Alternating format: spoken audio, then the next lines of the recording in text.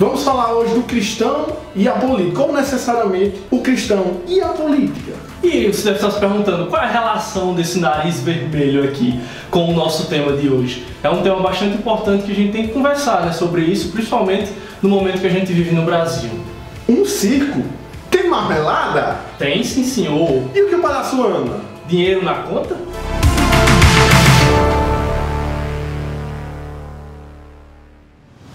Então, depois de um longo tempo aí estávamos com saudades de vocês, de gravar com vocês, de falar com vocês. E vocês perceberam aqui que nós estamos com um cenário novo, né? Caprichamos aqui nos quadros, num lugar novo, quer dizer, o lugar mesmo, né?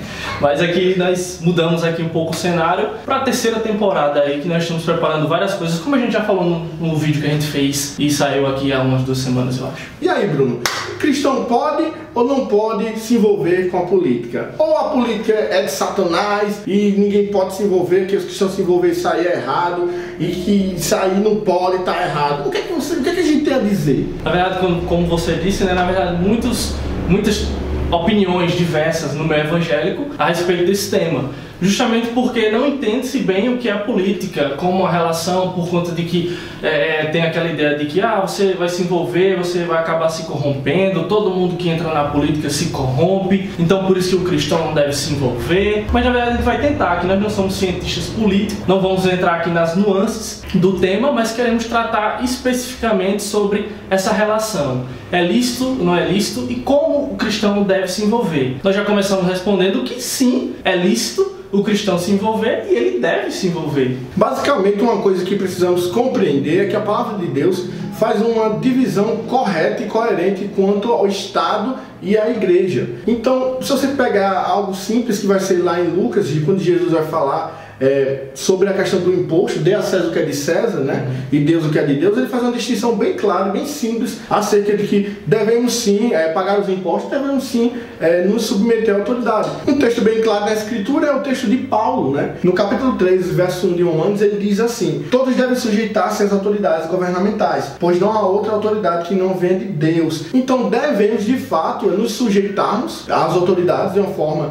direta e prática, e também sim nos envolvermos. A gente também já tratou um pouco disso no vídeo que a gente fala sobre o 5º mandamento, sobre a obediência às autoridades e como a gente deve se impor diante delas, para que a sociedade possa sim vir a crescer e glorificar ao Senhor. Então, como o Diego já falou, a gente já se aprofundou um pouco na questão das autoridades, mas só citando mais um texto que fala dessa questão das autoridades, aí agora o apóstolo Pedro, na sua 2ª carta, no capítulo 2, no verso 13, ele diz: por causa do Senhor, sujeite-se a toda autoridade constituída entre os homens, seja o rei como autoridade suprema, sejam os governantes como por ele enviados para punir os que praticam o mal e honrar os que praticam o bem. Então entendemos sim que as autoridades governamentais, elas são autoridades que recebem essa autoridade de Deus. Se as autoridades governamentais recebem de Deus esse aval, esse poder para que possa legislar sobre os filhos dele, então claro que a esfera política é uma esfera que devemos participar, que não tem nada de mal na esfera política para que nos afastemos dela. Pelo contrário, devemos sim participar, porque é legítimo para o cristão participar dessa esfera para a glória de Deus, assim como todas as outras esferas para a glória de Deus, né? E aqui fica essa pergunta, né? Porque as pessoas podem dizer: vocês estão falando de se envolver diretamente um cristão sendo político? Ou um cristão, porque pode surgir essa pergunta, né? Ou o cristão não como sendo político, mas se envolvendo, opinando sobre política, sendo até um cientista político, trabalhando nessa área, na internet, aí com texto, com vídeos. Então é disso que a gente está tratando. É importante o cristão não ficar em cima do muro, o cristão ter o que falar a respeito de política, a respeito, na época da eleição, né, qual o melhor candidato a votar, a melhor opção. Então o cristão, entendendo isso, vai poder opinar bem e até ensinar outros que estão ao seu redor a respeito de como o cristão deve se portar, como o cristão deve votar, como o cristão deve escolher o seu voto, de todas as questões. E aí realmente surge essa ideia errada sobre a política, do cristão não poder se envolver, justamente por essa ideia dualista, né, dicotômica, de que uma ideia errada às vezes do pecado, que tudo jaz no maligno, no mundo jaz no maligno, então o cristão só deve evangelizar e se esforçar para ao máximo conseguir convertidos para levar para o reino de Deus e não se envolver com nada dessa terra. Então, às vezes, essa visão errada pode levar o cristão a dizer: não, é errado, é pecado se envolver com política. Mas nós queremos que não. Uma boa teologia, uma boa visão do mundo, cosmovisão, a cosmologia, né, uma ideia de criação correta, de queda, de como o pecado afetou toda a criação, da questão do mandato cultural, né, lá em Gênesis, e como o cristão deve se portar no seu tempo, na sua cultura.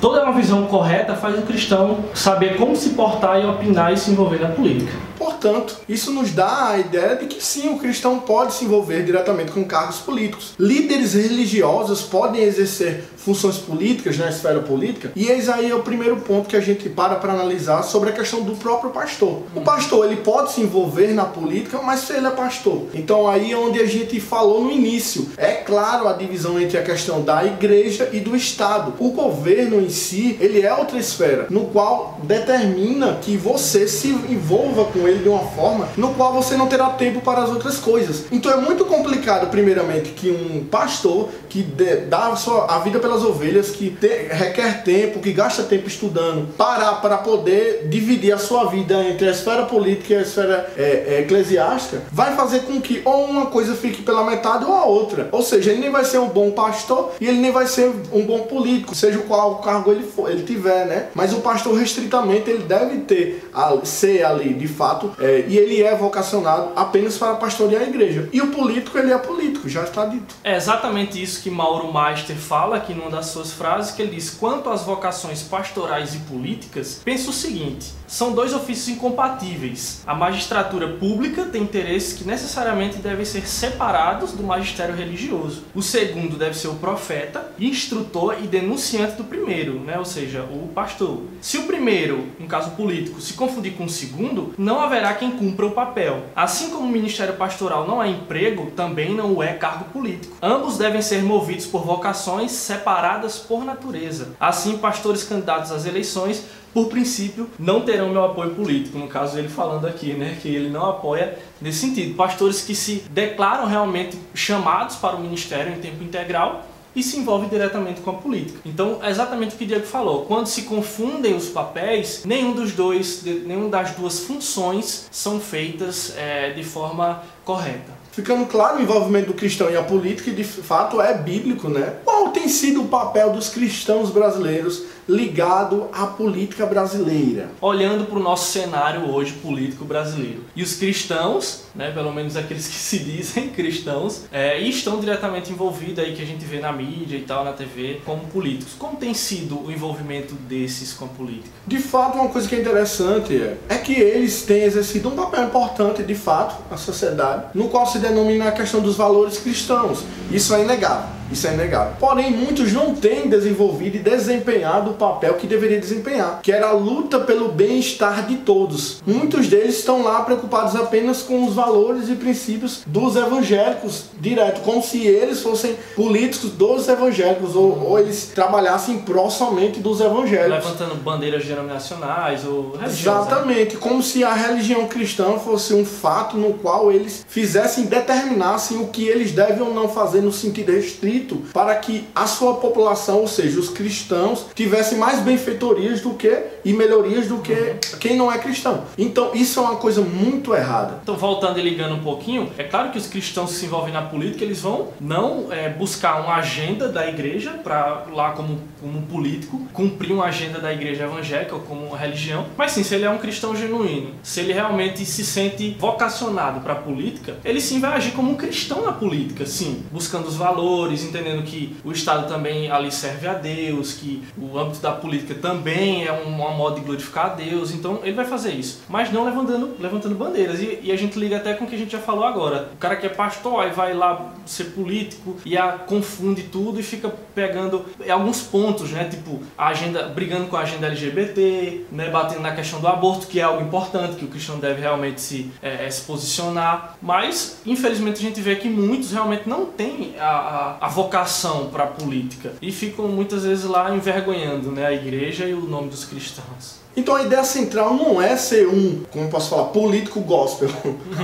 E sim, você ser um político. Agora, os seus valores cristãos vão permanecer. Seus pressupostos vão permanecer, né? E predominar. Essa é a verdadeira essência de ser político, de fazer política, né? E como cristão em qualquer função, né? Seja pública ou privada, ele qualquer vai continuar esfera. cristão. Outra coisa que podemos lembrar e citar aqui são aqueles cristãos que são filiados a partidos totalmente anticristãos. Então você como cristão, é incoerente você filiar-se a partidos como esse. E acredite, existem políticos cristãos envolvidos e filiados a esses partidos. Talvez por uma falta de conhecimento muitas vezes, né? Como aqui a gente já falou. Como a pessoa não é vocacionada para a política, ele não realmente conhece, né, as ideologias, se envolve com partidos sem conhecer as ideologias e acaba se envolvendo com partidos, como o Diego falou, que vão totalmente de encontro à visão cristã. Então, se você é político, se você tem essa pretensão de ser político um dia, você tem que analisar, você tem que estudar ideologias, você tem que saber o que prega, o que ensina, o que propaga tais partidos. Defende, né? O que eles defendem. Para realmente manter ali a sua visão cristã do mundo e poder trabalhar realmente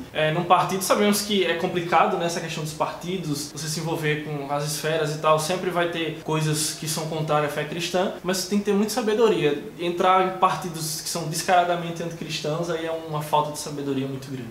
E para finalizar, a gente fala de uma coisa que é importante, né? A política, ela não tem um aspecto redentivo. Existe muito cristão que está aí olhando para a política como se a política fosse a solução para todos os seus problemas. E que na política você vai encontrar o salvador da pátria, o salvador da situação. Isso acontece porque muitos cristãos possuem uma mente maniqueísta, né? A ideia do bem contra o mal.